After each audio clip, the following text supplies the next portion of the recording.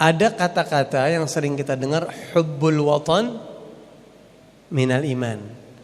Mencintai watan diartikan oleh banyak orang sebagai tanah air begitu. Itu bagian daripada keimanan. Sering kita dengarkan itu. Nah, bagaimana duduk perkaranya hal tersebut dalam Islam? Pertama, kita semua perlu tahu bahwa itu bukan hadis. Ya, itu bukan hadis. Itu adalah kalamnya sebagian ulama. Kalam sebagian daripada ulama.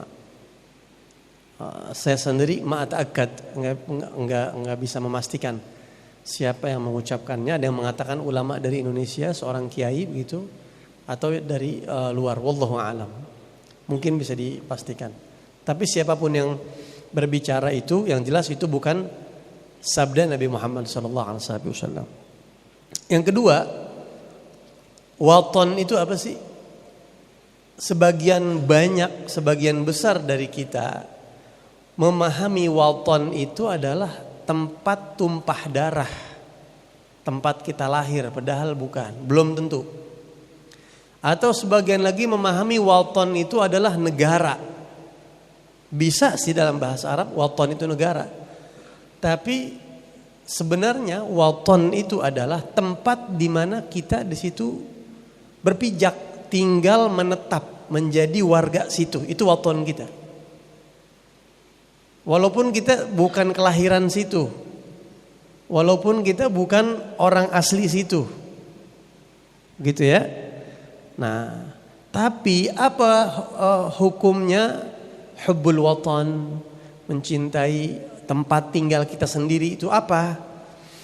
Al-Imam Ibnu Hajar Al-Asqalani, tahu Imam Ibnu Hajar?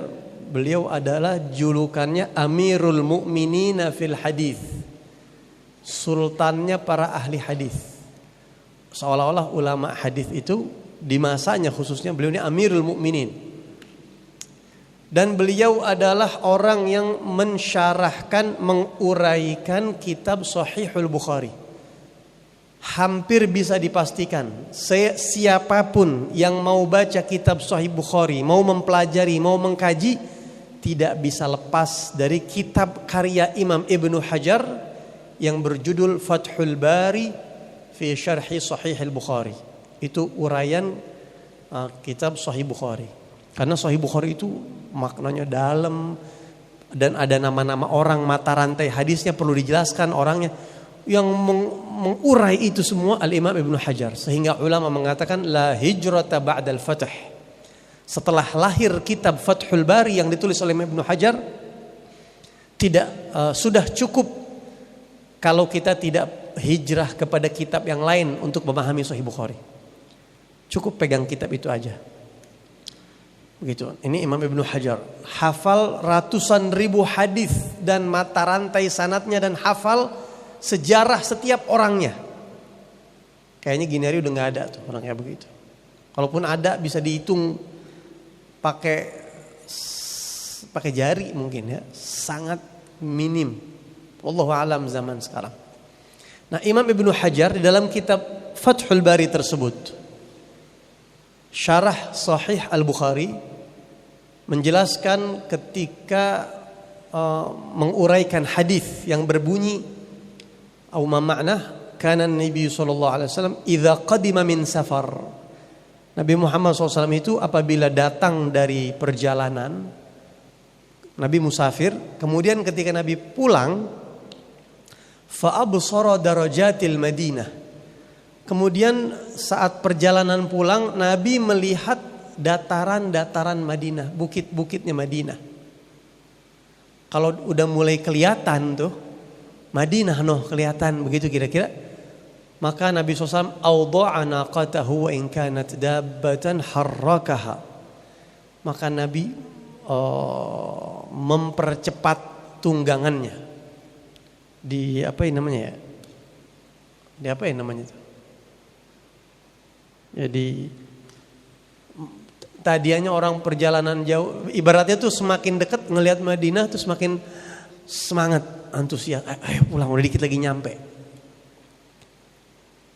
Kalau kita ilustrasikan misalnya kita umroh, lama gitu nih di negeri orang, tahu-tahu kita pulang ya. Begitu pulang kan di atas pesawat tuh ada layar yang layarnya itu menunjukkan arah pesawat atau ada kameranya juga gitu bisa ya. Ada rasa yang beda sama tempat kita gitu, ada insijam. Begitu kira-kira. Hadisnya cuma segitu doang. Sahabat cuma ngasih tahu Nabi itu kalau pulang dari perjalanan mana-mana ngelihat Madinah tuh semangat. Pulangnya semakin digerakin untuk tunggangannya. Berarti dari hadis ini apa yang bisa kita, apa manifestasi yang bisa kita ambil? Imam Ibnu Hajar mengatakan fihi dalalatun ala fadlil Madinah. Pertama, hadis ini menjelaskan kemuliaan kota Madinah, disukai sama Nabi, ada di hatinya Nabi. Yang kedua, wa fihi dalalah ala masyru'iyyati hubbil watan wal hanini ilaih. Dari sini adalah satu, ini bisa dijadikan dalil akan disyariatkannya hubbil watan. Cinta dengan kampung yang kita tinggal itu masyru', disyariatkan. Nabi nggak mungkin melakukan sesuatu yang tidak disyariatkan. Mencintai sesuatu nggak mungkin kalau itu bukan salah satu hal yang baik di sisi Allah Subhanahu Wa Taala. Masyru'iyah, wal hanin ilaih, dan kangen sama kampung halaman itu masyru'. Tempat tinggal. Padahal Nabi aslinya orang mana? Mekah. Nah kita kan kadang-kadang terbalik mahaminnya ya. Mahaminnya kadang-kadang terbalik begitu. Nah, jadi artinya kalau mustautin, kalau diartikan pribumi, berarti ya di mana kita tinggal itu berarti buminya begitu. Padahal Nabi kampung halamannya Mekah, tapi Nabi seneng sama tempat tinggalnya. Enggak apa-apa begitu. Walaupun aslinya dari Mekah. Sebenarnya kita nggak ada yang pribumi. Jadi sebenarnya sih kita asli sorga sebenarnya. Sebenarnya begitu ya.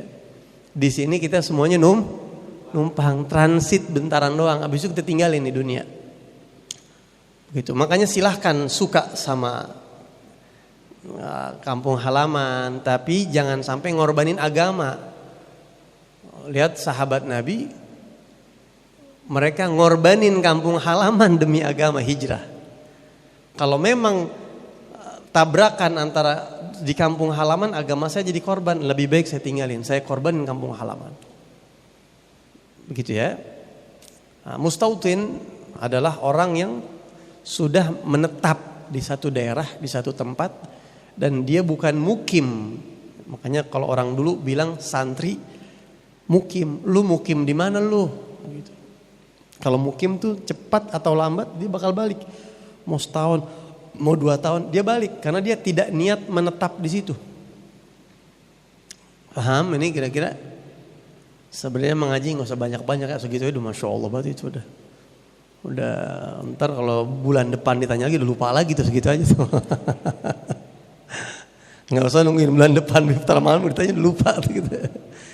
Tapi paling enggak kita mengetahui segala sesuatu ala basirah, pakai ilmu. Paling tidak kita ngapa-ngapain pakai ilmu, ada dasarnya begitu.